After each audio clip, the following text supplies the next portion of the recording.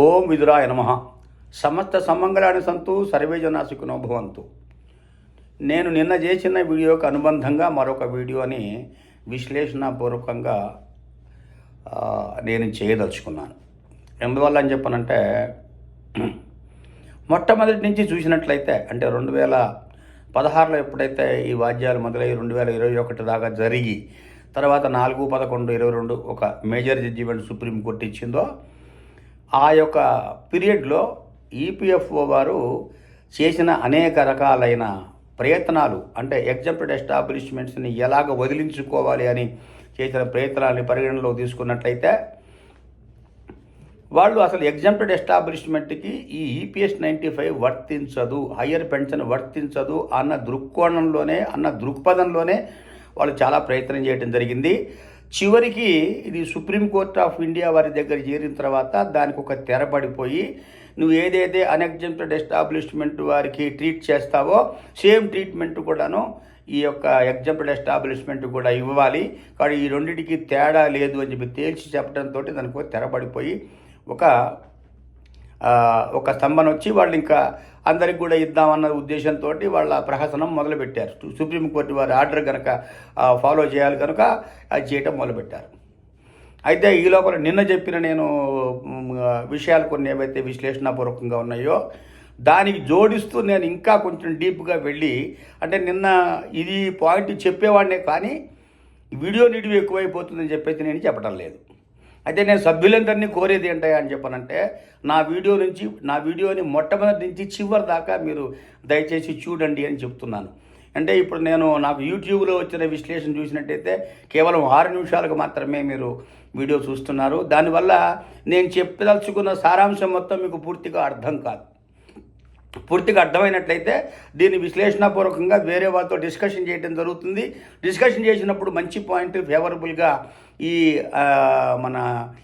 Exempted establishments అయిన central public sector undertakings కానీ, state public sector undertakings కానీ, ప్రైవేట్లో ఉన్న ఎస్టాబ్లిష్మెంట్స్కి కూడాను అది ఉపయోగకరంగా ఉంటుంది. అంటే ఇప్పుడు వీళ్ళు central public sector undertakings, state public undertaking ఈ రెండింటిని దగ్గరగా క్రోడీకరించి ఒక దెబ్బ కొడదాము, దెబ్బ కొట్టిన తర్వాత ఇందులో కనుక నిజంగా సక్సీడ్ అయితే అక్కడ లేదు కదా అని చెప్పేసి ప్రైవేట్ ఎస్టాబ్లిష్మెంట్ వైపు కూడాను వాళ్ళు చూసే అవకాశం ఉందని చెప్పేసి నా యొక్క అనుమానం ఉంది.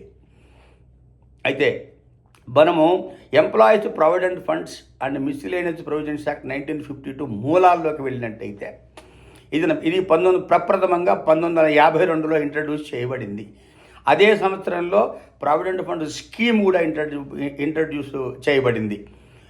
ఇక్కడ నేను ఒక చిన్న విశ్లేషణ ఏం చెప్తాను అని చెప్పనంటే, యాక్ట్లో ఉన్నవన్నీ అన్నీ కూడాను సెక్షన్స్ అని అంటారు, ఏదైనా స్కీమ్లో ఉన్నవన్నీ కూడా పేరాలని అంటారు. ఎందుకంటే రెండు ఒకటే నెంబర్లో ఒకసారి వచ్చినప్పుడు రెండింటినీ సెక్షన్స్ అంటే కన్ఫ్యూజ్ అయిపోతున్న ఉద్దేశంతో ఈ యాక్ట్లో ఉన్న వాటిని ఏమో సెక్షన్స్ అని ఉదహరిస్తారు, తర్వాత స్కీమ్లో ఉన్న వాటిని అన్నింటిని పేరాలు అని చెప్పని అంటారు. ఇది మీకు ఉదాహరణగా మీకు చెబుతున్నాను. ఎందుకంటే నేను పోను సెక్షన్స్ పేరా రెండు వాడుతూ ఉంటాను. వాడినప్పుడు సెక్షన్ అని వాడినప్పుడు నేను యాక్ట్ గురించి మాట్లాడుతున్నాను అనుకోండి, పేరా అని మాట్లాడినప్పుడు స్కీమ్ గురించి మాట్లాడుతున్నాను అనుకోండి. అది అయితే వీళ్ళు 12/3/2024 రాసిన లెటర్లో వాళ్ళు ఏం పేర్కొన్నారు, పారా 26(6)కి తగ్గట్టుగా వీళ్ళు ఒక రూల్ని ట్రస్ట్ రూల్లో పొందుపరచలేదు కనుక వీళ్ళు హయ్యర్ పెన్షన్కి, హయ్యర్ కంట్రిబ్యూషన్స్కి అర్హులు కాదు అని చెప్పి ఒక మాట అన్నారు. తర్వాత పోతే వీళ్ళు హయ్యర్ కంట్రిబ్యూషన్స్ చేయటానికి అర్హత లేదు, కానీ హయ్యర్ రేట్ ఆఫ్ ఇంట్రెస్ట్ చేయడానికి అర్హత ఉన్నట్టుగా ఉన్నది. కాబట్టి హయ్యర్ ఇంట్రెస్ట్ ఇవ్వడానికి అర్హత ఉన్నప్పుడు హయ్యర్ కాంట్రిబ్యూషన్స్ని దీన్ని అర్హత ఉన్నట్టుగా భావించకూడదు అన్న మాట కూడా రాశారు. తర్వాత పోతే సిఏజీ అబ్జర్వేషన్ కూడాను వాళ్ళు పరిగణనలోకి తీసుకొని సిఏజీ అబ్జర్వేషన్ నాకు బలంగా ఉన్నది, వారు కూడా ఈ విధంగా రాశారు అని చెప్పనన్నారు. ఇప్పుడు వీటన్నిటికి కూడాను నేను ఈ పిఎఫ్ యొక్క మూలాల్లోకి వెళ్ళి అసలు ఎగ్జంప్షన్ ఏ కండిషన్లో ఇస్తారు, ఏ కండిషన్లో ఇచ్చి ఆ ఎగ్జంప్షన్లో ఏమి రాస్తారన్నది కూడాను ఫస్ట్ డిస్కస్ చేస్తాం. డిస్కస్ చేసినట్టయితే మనకు కూలంకషంగా అర్థమవుతుంది. వీరు డీప్గా వెళ్ళలేదు, డీప్గా వెళ్లకుండా పైపైన ఓహో ఏదో గమనించామన్న ఉద్దేశంతో ఒక లెటర్ రాసి సెంట్రల్ ప్రావిడెంట్ ఫండ్ కమిషనర్ని కన్ఫ్యూజ్ చేశారని చెప్పి నేను అంటాను. సెంట్రల్ ప్రావిడెంట్ కమిషన్ కూడా అయ్యా మీ స్టేట్లలో కూడాను దీని మీద మీరు లీగల్ అభిప్రాయం తీసుకుని ఒక పంపండి అని చెప్పనంటే అన్ని స్టేట్లలో లీగల్ అభిప్రాయం ఒక్కో దగ్గర ఒక్కో రకంగా రావచ్చు కనుక ఈ భారం మీ మీదే పెడుతున్నాం, మీరు డిసైడ్ చేయండి అన్నట్టుగా సెంట్రల్ ప్రావిడెంట్ ఫండ్ కమిషనర్ని ఈ రీజనల్ ప్రావిడెంట్ కమిషనర్ అడిగినట్లుగా స్పష్టంగా లెటర్లో మనకు తెలుస్తోంది. తర్వాత పోతే అసలు ఈ ఎగ్జంప్షను ఏ సెక్షన్ డీల్ చేస్తుంది అన్నది మనం ఫస్ట్ తెలుసుకోవాలి. తెలుసుకున్నట్టయితే ఆ సెక్షన్లో ఉన్న కండిషన్స్ ఏముంటాయి, ఆ సెక్షన్లో ఉన్న ప్రొవిజన్స్ ఏముంటాయి, ఆ సెక్షన్కి లోబడి నిజంగా ట్రస్ట్ పనిచేస్తుందా లేదా అన్నది మనకు పూర్తిగా అర్థమైతే ఈ సదరు రీజనల్ ప్రావిడెంట్ కమిషనర్ విశాఖపట్నం వారు చేసిన అబ్జర్వేషన్ రైట్ ఆర్ రాంగ్గా మనకు తర్వాత అర్థమవుతుంది. అయితే సెక్షన్ 17(1) కింద ఏ సంస్థకైనా అప్లికేషన్ పెట్టినప్పుడు ఎగ్జంప్షన్ ఇస్తారు. దాన్ని నేను కూలంకషంగా ఇప్పుడు ఇంగ్లీష్లో చదువుతాను, చదివి తర్వాత తెలుగులో మనం మాట్లాడుకుందాం. The appropriate government May by notification in official gazette and subject to such conditions as may be specified in the notification, exempt whether prospectively or retrospectively from the operation of all or any of the provisions of any scheme. First condition, any establishment to which this act applies, if in the opinion of the government the rules of its provident fund with respect to the rates of contributions are not less favorable than those specified in the section 6, and the employees are also in employment of the other provident fund benefits which are on whole are not less favorable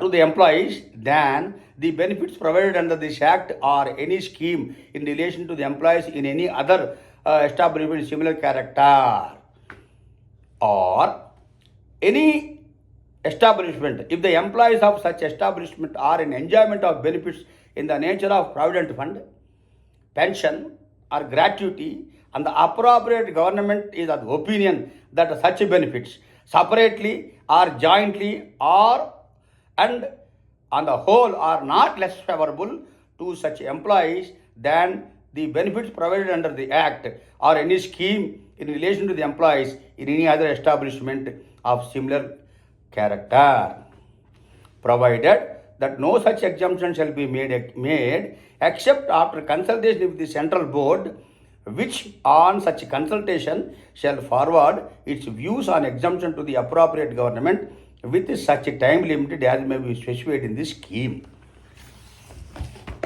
first ఈ రెండు మనం పూర్తిగా అర్థం చేసుకుందాం. Central government వారు ఎప్పుడైతే section 17(1) కింద ఏదైనా ఆర్గనైజేషన్ ఎగ్జంప్షన్ కోసం అప్లై చేసినట్లయితే ఈ సదర్ ఎస్టాబ్లిష్మెంటు ఈ యాక్ట్లో ఉన్నదానికంటే ఎక్కువ బెనిఫిట్ ఎంప్లాయీకి ఇస్తోందా లేదా, ఇస్తున్నట్లయితే వాళ్ళు ఆ యొక్క సంస్థకి ఎగ్జంప్షన్ ఇస్తూ ఏమని రాస్తారంటే your establishment is exempted from the provisions any or all provisions of the act or scheme. అర్థమైందండి? అంటే 1952 యాక్ట్ కానీ 1952 స్కీమ్ కానీ, ఈ స్కీమ్లో ఉన్న పేరాలు కానీ లేదా ఈ చట్టంలో ఉన్న యాక్ట్ కానీ ఆ సెక్షన్స్ కానీ మీ సంస్థకు వర్తింపవు అని ఎగ్జంప్షన్ ఇస్తారు. సపోజ్ అట్లా వర్తింపవు అని ఎగ్జంప్షన్ ఇచ్చినప్పుడు హయ్యర్ బెనిఫిట్ కనుక ఆ ఎంప్లాయర్ ప్రొవైడ్ చేసినట్లయితే ఇప్పుడు మీరు మాట్లాడినట్టుగా ఏం మాట్లాడారు ఈ పాత లెటర్లో, వీళ్ళు 26(6)కి సరైన క్లాజు ఆ యొక్క ట్రస్ట్ రూల్లో ప్రొవైడ్ చేయలేదని రాశారు. ట్రస్ట్ రూల్లో ప్రొవైడ్ చేయలేదని రాయకపోవడం గల కారణం ఏమిటి? వాళ్ళు కనుక ఎప్పుడైతే తమ సొంత నిర్ణయం తీసుకొని అంటే ఎగ్జంప్షన్ యొక్క కండిషన్స్కు లోబడి వారు ట్రస్ట్ని క్రియేట్ చేసుకుని ఆ ఫండ్ క్రియేట్ చేసుకుని వాళ్ళకి ట్రస్ట్ రూల్స్లో మోర్ బెనిఫిషియల్గా ఉండేటట్టుగా ఏదైనా కంట్రిబ్యూషన్స్ అవనివ్వండి ఆర్ ఇంట్రెస్ట్ రేట్ రెండు ఏదైనా సరేగాక ఇవి వాళ్ళు ప్రొవైడ్ చేసినప్పుడు తగు విధంగా 26(6) కింద ప్రొవిజన్ చేసే అవసరం లేదు అని చెప్పి నా యొక్క స్ట్రాంగ్ అభిప్రాయం. 100% ఇది కరెక్ట్. వీళ్ళు ఊరికే తప్పు దారి పట్టేటట్టుగా వీళ్ళు ప్రయత్నం చేసి వ్యవహారం చేస్తున్నారే కానీ ఈ సెక్షన్ 17(1) కింద ఇది ఆల్రెడీ ఎగ్జంప్టెడ్ ఎస్టాబ్లిష్మెంటు.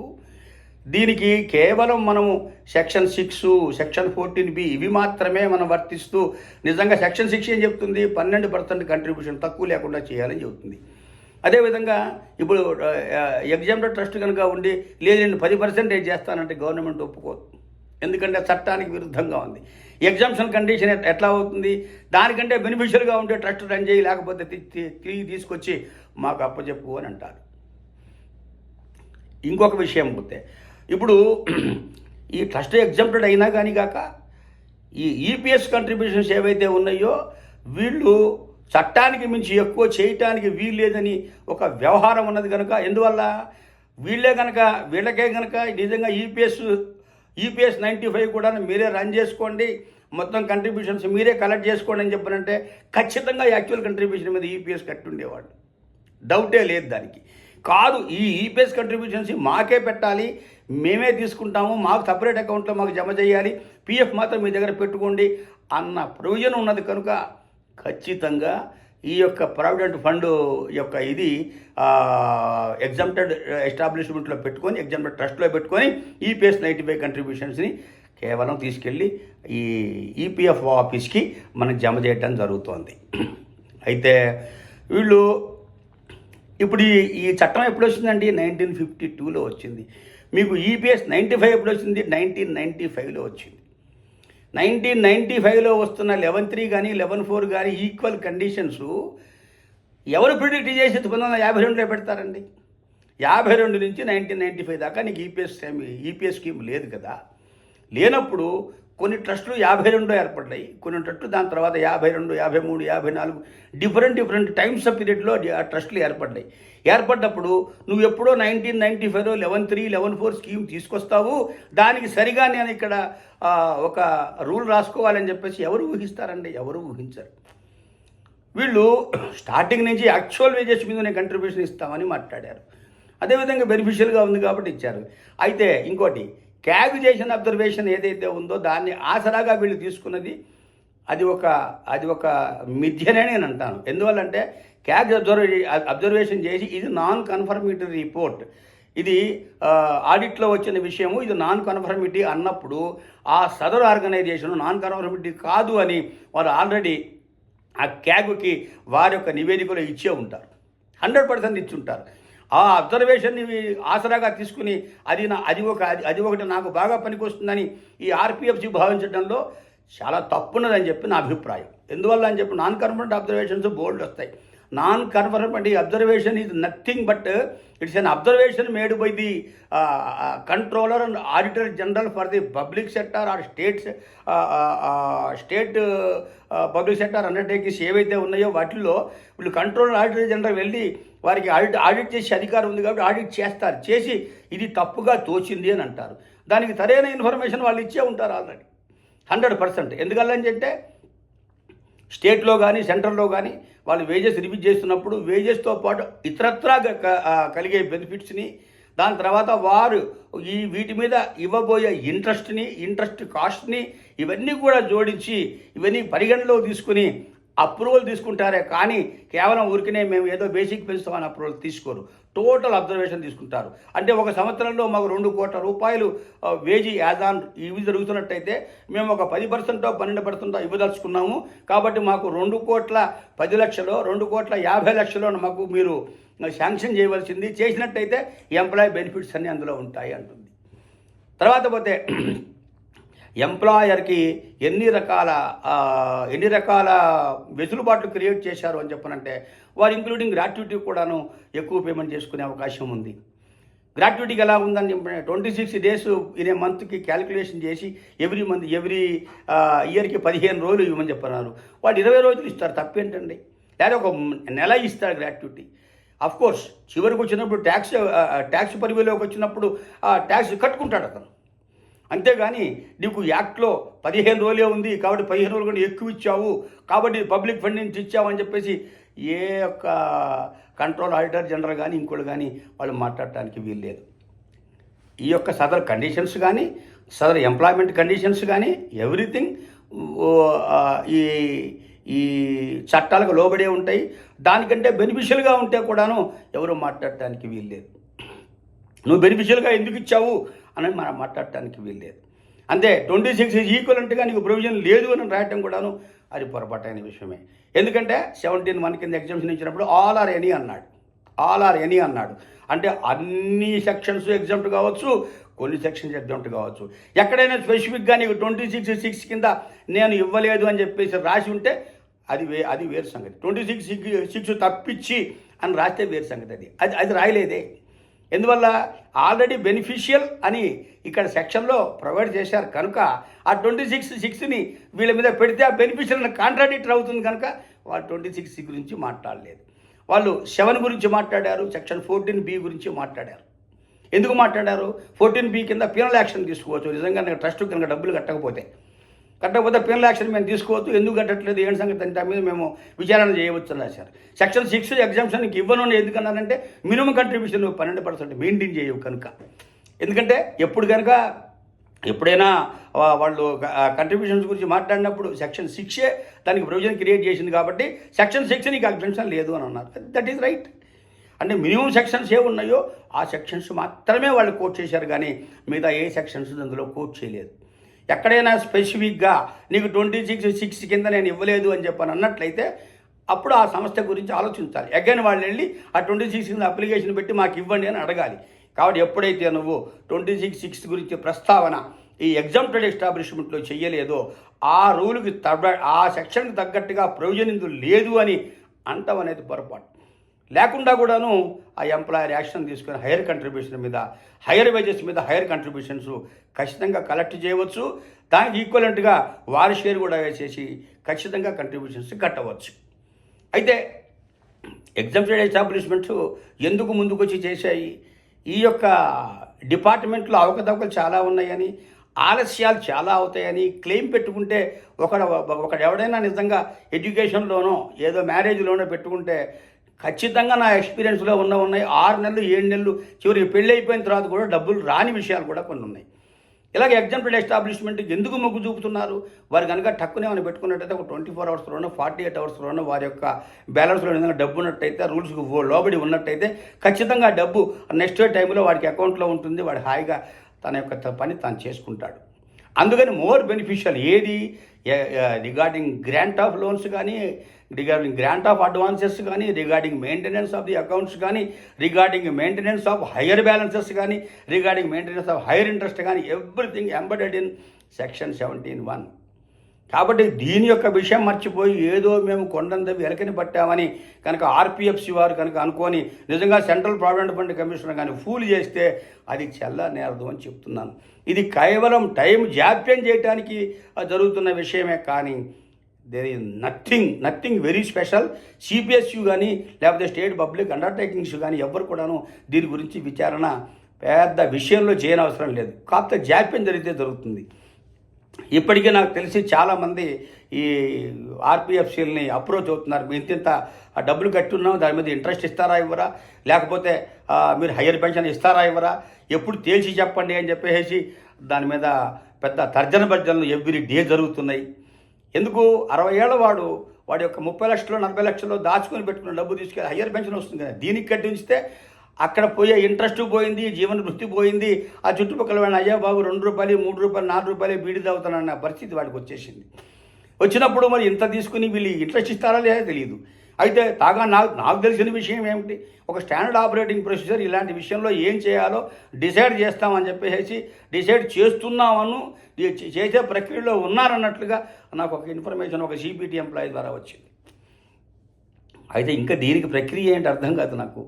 వీళ్ళు చేస్తున్నవన్నీను అరాచకమైన విషయాలన్నీ పూర్తిగా బట్టబయలుగా తెలుస్తూనే ఉంది. ఎందువల్ల అని చెప్పనంటే ఇప్పుడు step mother treatment for the exempted establishment ఎప్పటి నుంచో ఇస్తున్నారు.